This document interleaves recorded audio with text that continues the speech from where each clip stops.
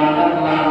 এখন তিনি আগে আল্লাহ উপরে ঈমান এনেছে, এই আল্লাহর উপরে ঈমান আনাটা আমাদেরকে প্র্যাকটিক্যাল করতে হবে। সমাজে কথা বলে ঠিক না ঠিক? আলহামদুলিল্লাহ, এর ব্যাখ্যা বিশ্লেষণ যদি আগে আপনি করতে যাই, আল্লাহর উপরে ঈমান এনেছে, আল্লাহর উপরে আল্লাহর হাবিব ঈমান এনেছে, আল্লাহ তাআলা জানেন হাবিব আপনার প্রথম কাজ হলো সমাজে সর্বপ্রথম আপনি নিজে আগে নামাজ পড়বেন, এরপর অন্যদেরকে আমি আল্লাহ এই সালাতের প্রচারটা করে দিবে।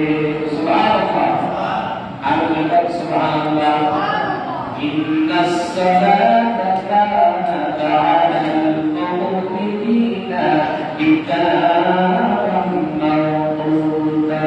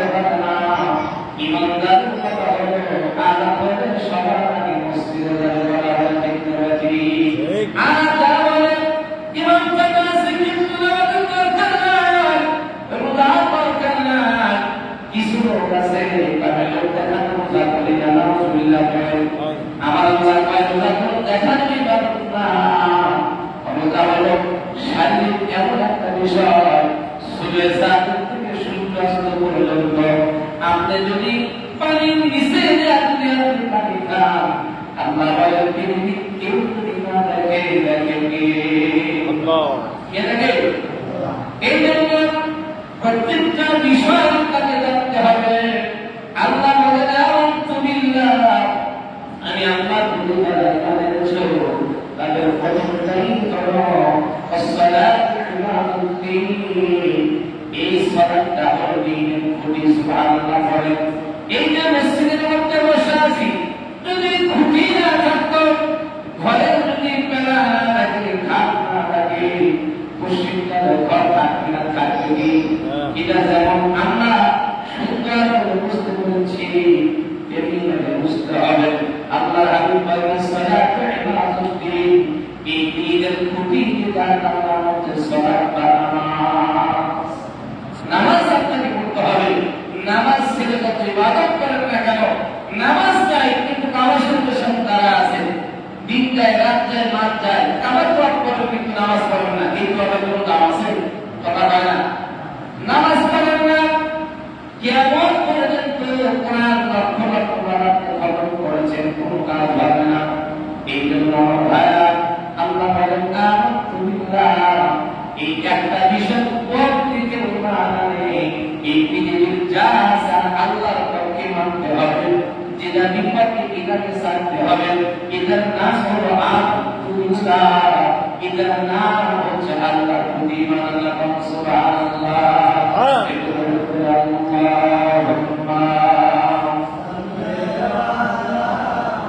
سيدنا مولانا محمد وعلى آله سيدنا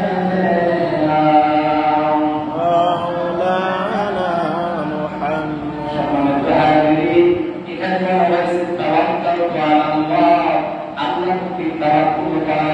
বর্তমানে এই তাওয়াক্কুল শব্দের অর্থ হলো আস্থা, ভরসা। আল্লাহর উপরে পৃথিবীতে বেঁচে থাকা অবস্থায় আল্লাহ তাআলা যতদিন আপনাকে বাঁচায় রাখবেন, এই যতদিন নিঃশ্বাস থাকবে, এই যতদিন পর্যন্ত তাওয়াক্কুল আলাল্লাহ, পৃথিবীর কারোর কাছে ধারণা না করে নিয়মতার দ্বারা আল্লাহর কাছে ধারণা করবে। এই জন্য আল্লাহ তাআলা বলেন, বান্দারে আমার কাছে মহর নাই, আল্লাহু খায়রুর রাযিকিন। আল্লাহ বলেন, বান্দারে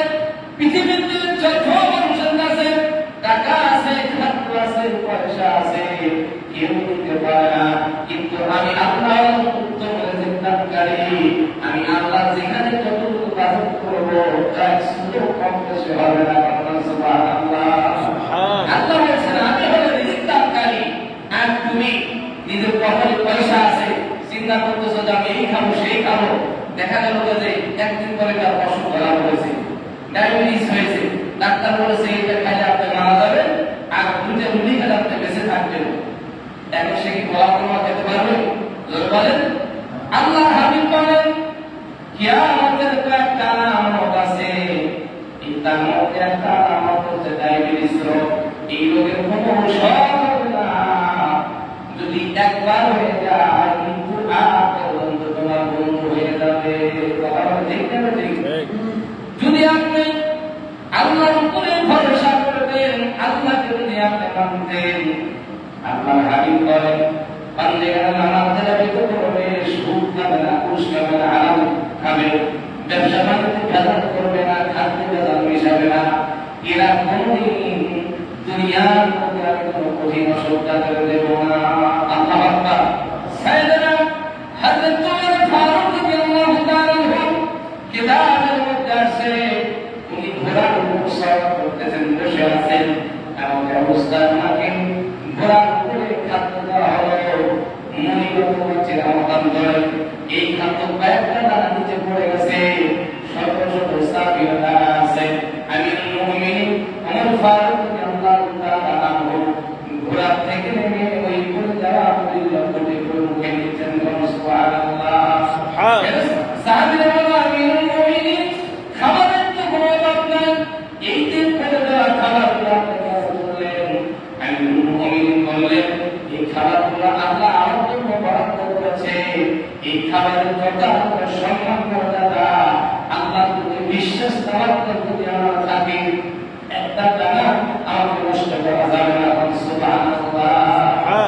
আর আমরা তো খাইতে বসলে এদিকে ওদিকে একবারে ইসলাম হয়ে যায়, যেটা পড়ে যায় ওটা আমরা বুঝতে পারি না, ওটা নষ্ট হয়ে গেছে। কথা বলে না কেন? এই জন্য আল্লাহ হাবিব বলেন খাদ্য খাবার সময় সুবহানাল্লাহ ব্যবহার করা, একটা কাপড় ব্যবহার করা এটা সুন্নাহ। সুবহানাল্লাহ। যদি এটা আমরা ব্যবহার করি, এই খাবারটা ইচ্ছা করলে তুলে খাওয়া যাবে, কথা বলা ঠিক না ঠিক? এই জন্য প্রত্যেকটা মানুষের জীবনে চলার পথে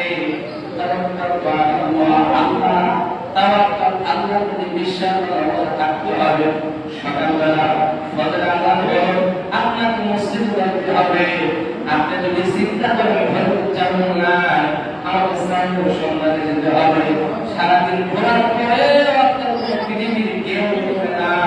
যদি ফজর নামাজ পড়তে আল্লাহ আপনাকে আল্লাহ রহমত দ্বারা আপনাকে নিশ্চিত করে দিতে পারবেন। ঠিক না ঠিক? একটু করে বলে আল্লাহুম্মা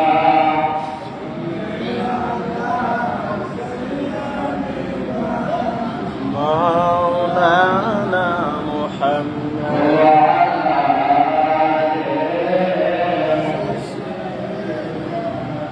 حبيبنا محمد সম্মানিত হাজিরিন, আল্লাহ তাআলা হাবিবনা মা আসাবা মিন মুসিবাতিন ফিল আরদি ওয়ালা ফি আনফুসিকুম ইল্লা ফি কিতাবিন মিন ক্বাবলি আন নাবরাহা ইন্না যালিকা আলা আল্লাহি ইয়াসীর। আল্লাহু আকবার।